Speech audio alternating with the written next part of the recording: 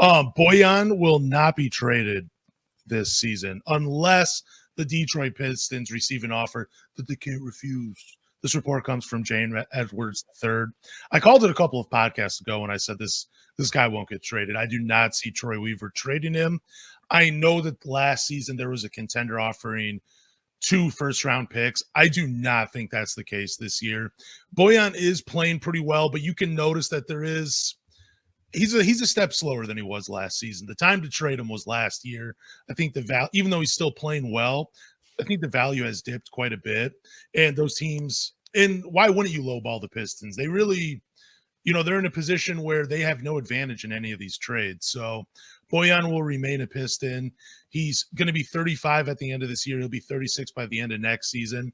I do understand why the Detroit Pistons would want to keep him, but do we really see them making, huge improvements to this roster that makes sense of keeping Bojan and potentially bringing him off the bench as a scorer in that role?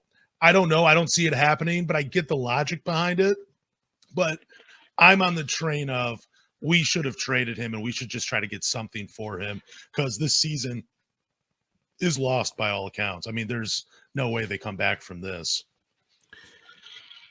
It's so conflicting. Last week we reacted to Tom Gores saying we require change, we need the change, and then this part of James Edwards III's article, it wasn't a Bojan piece. It was a piece with Sam Vecini, and they were talking. James once in a while will kind of just throw little tidbits in there that you're not really expecting, and this was a tidbit saying the Pistons don't plan to trade Bojan Bogdanovic unless they get a really handsome offer. And that's kind of been the message we've had over the past couple of years with Bojan Bogdanovic on the roster. The Pistons like Bojan a lot. They want to keep him. And you see the type of value he adds to this team when he plays with Cade Cunningham. Now, obviously, we didn't get to see it because he was injured for a big portion of the season this year, but you see the instant impact. The numbers back it up offensively. When Cade and Bojan are on the floor, they produce points, and the offense looks a lot better. It flows a lot better.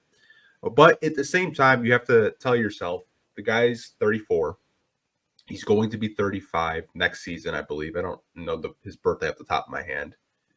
He's on a $20 million contract. I believe going into this summer, it's non-guaranteed. It goes from $3 million if you waive him by a certain date or if you want to trade him.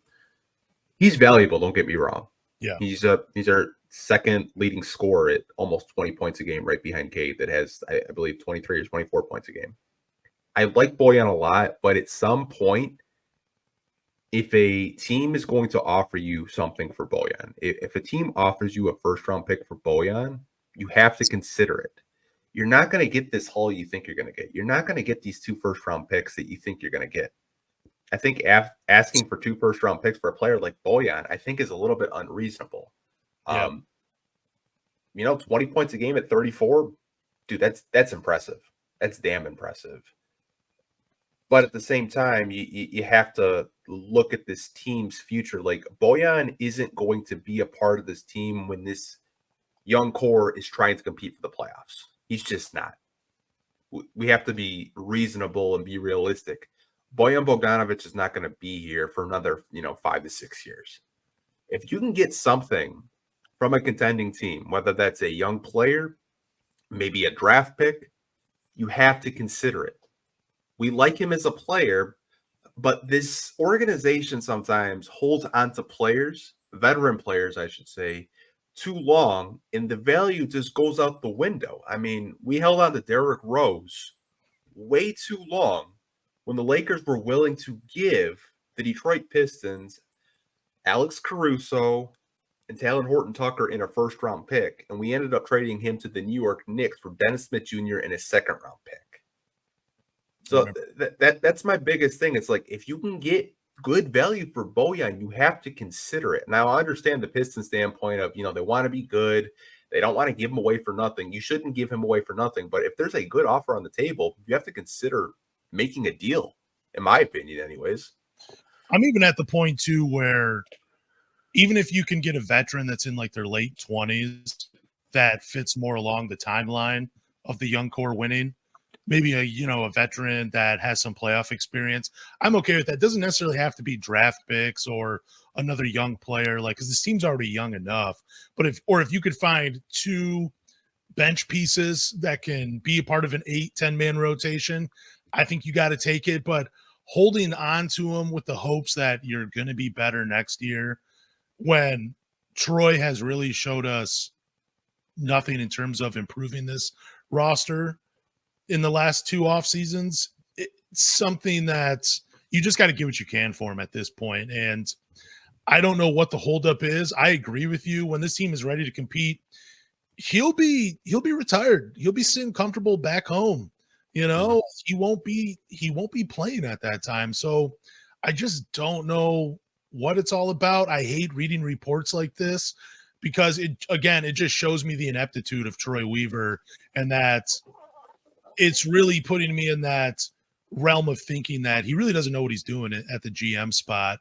And it's just terrible to hold on to assets like this when you could have flipped them at some point when he was he's still having a great year, but it wasn't like last year where, he really could have helped a contender out. I mean, I would maybe call Charlotte up and see I've already said his name before, but around January 15th, try to bring in like a PJ Washington, if Charlotte's more inclined to keep Miles Bridges or whatever, because he runs with LaMelo, maybe see if you can sneak a trade like that in, or maybe call the New York Knicks back up, or I don't know, just somebody, and get something for Bojan before, because he's another one of those guys I just don't want to see dwindle and just watch in Detroit until his career is over, when his career was just a few fun regular season games instead of playoff basketball. I just don't want to see that. I'm a little selfish that way, but I say trade Bojan if you can.